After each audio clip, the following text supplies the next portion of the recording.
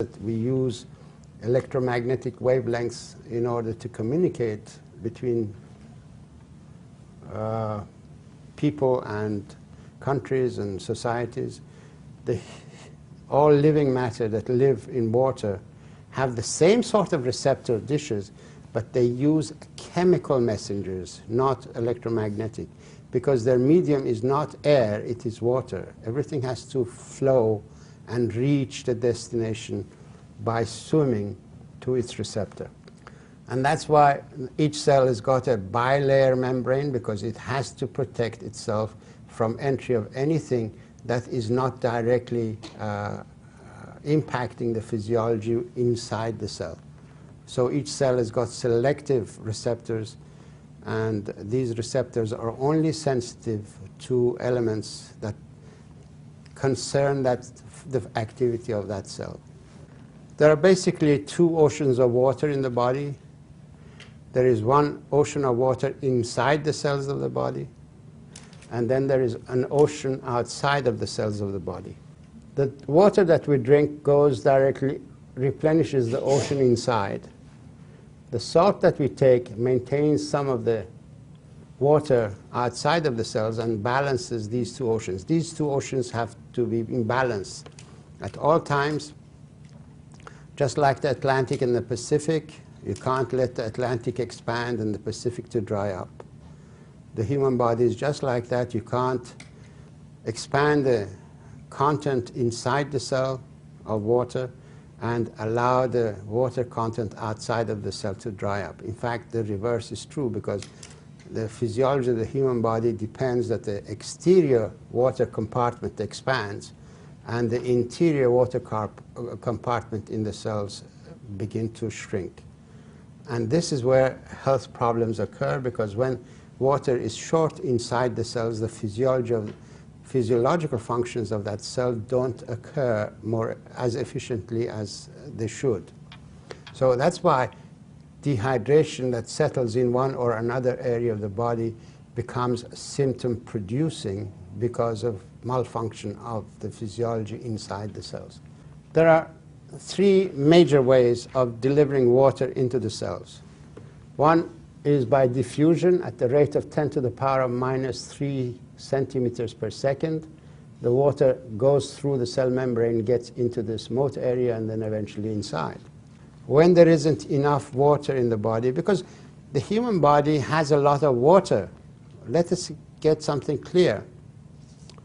We have a lot of water in our body. We are talking about free water to perform new functions. Whatever water that we have in the body is already engaged in a physiological function.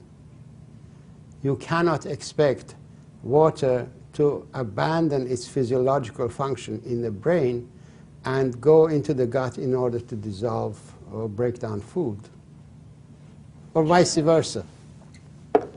We need fresh water for fresh activity. If you want to eat food, you need fresh water. You can't rely on water that is in the body. That water is already engaged. And if you drank a glass of water 2 hours ago, that water is probably already sitting in your bladder and it's not in your circulation. So if you're going to eat, you better give the body some more water before you eat. Now, the other way of delivering water is by reverse osmosis, because the body tends to draw water out of the peripheral cells and bring it into the circulation and filter and inject that water into vital cells. And that's called reverse osmosis.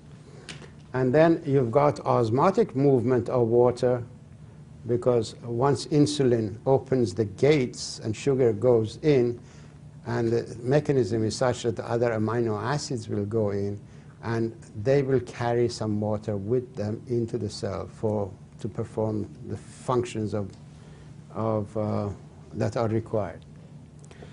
And as we grow older, we lose our perception of thirst, and the body becomes dehydrated.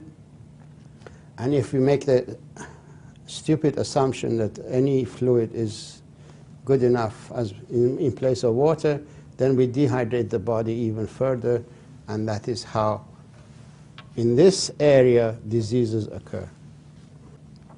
This is a process of reverse osmosis. For example, brain cells, it's 85% water, needs water vitally because all its neurotransmission mechanisms depend on energy from water.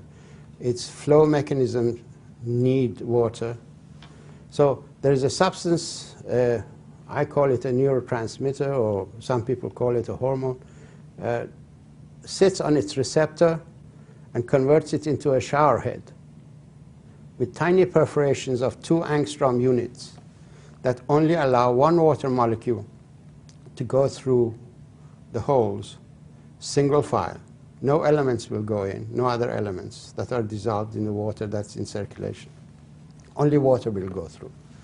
Vasopressin also puts, as its name implies, it puts a pressure on the capillaries in the area and produces a constriction force to squirt water into the cell. When we become dehydrated, more and more we depend on this and the constrictive force. As a result, we shut down the capillary systems, and that is how hypertension begins, peripheral resistance because of dehydration and this method of water delivery. So when the body has to resort onto reverse osmosis as a means of delivering water into the cells, it has to up the pressure, the injection pressure more and more, and that's how we become susceptible to a rise in blood pressure. It has been shown scientifically that between the ages of 20 and 70, the ratio of water content inside the cells to water volume outside of the cells changes drastically from 1.1 and becomes 0.8. Less water inside the cells than outside of the cells. The cells at the age of 70 are shrunken, small. At the age of 20, they are more juicy. They are more plum-like. Here, they're prune-like. The water has been sucked out because of dehydration that is settled in the body, and somebody had to sacrifice its water content, and that is what happens. Don't forget, we are a satellite species that is in space travel. If we don't recognize our thirst and